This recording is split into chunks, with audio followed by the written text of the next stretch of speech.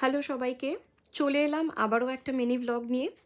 আজকের দিনটা ছিল একটু স্পেশাল, কারণ টোকিওতে আমরা দেখতে গেছিলাম বেঙ্গল ফাইলস।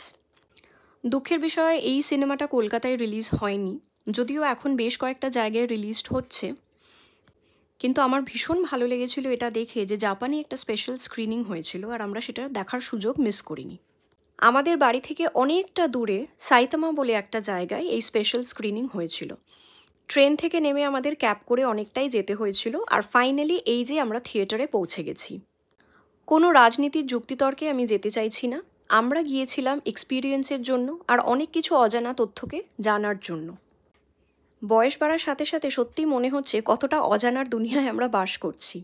যাই হোক, জাপানে এরকম একটা মুভি দেখার সুযোগ তো মিস করতে পারি না। চারপাশে এত বাঙালি মুখ দেখে কিন্তু খুব ভালো লাগছিল, এমনকি প্রচুর জাপানিজরাও মুভি দেখতে এসেছিল। যদিও এই সিনেমাটা একদিনই জাপানি স্ক্রিনিং হয়েছিল, কিন্তু এরকম একটা মুভি তো হাউসফুল হতে পারে না। যাই হোক, ইন্টারমিশনে ছিল সামোসা, বড়া পাও, আরও অনেক কিছু, সঙ্গে চা। যেহেতু মুভিটা 3.5 ঘন্টা জুড়ে ছিল, তাই এই টুকটাক খাওয়া দাওয়াটা সত্যিই দরকার ছিল। আমার মুভির অভিজ্ঞতা কেমন সেটা নিয়ে না হয় আরেকটা ভিডিও বানাবো। মুভির শেষে আমরা ডিনারে গেছিলাম সামনেই একটা রেস্টুরেন্টে।